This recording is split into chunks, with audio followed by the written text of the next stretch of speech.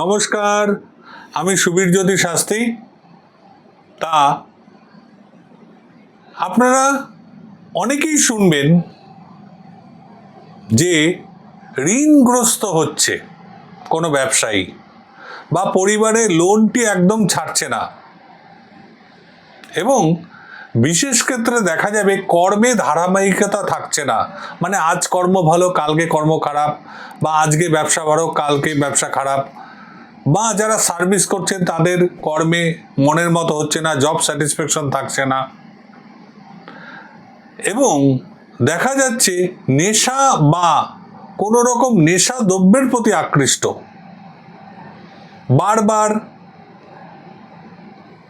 ছেলে হলে মেয়েদের সাথে সমস্যা, মেয়ে হলে ছেলেদের সাথে সমস্যা, এগুলো হচ্ছে। তা এগুলো হয় রাহু গ্রহের জন্য।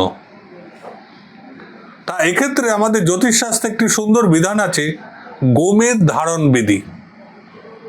আমরা ছক দেখিয়ে, হাত দেখিয়ে এই রকম সমস্যা হলে আমরা গোমেদ ধারণ করাই।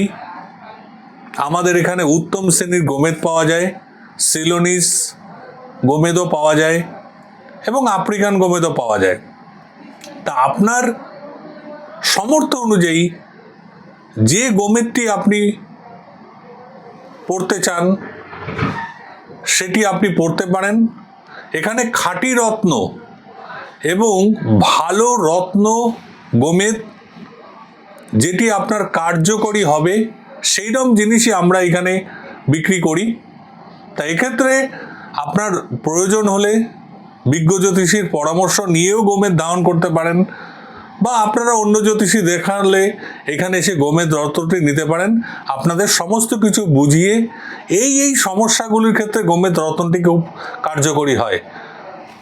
নমস্কার।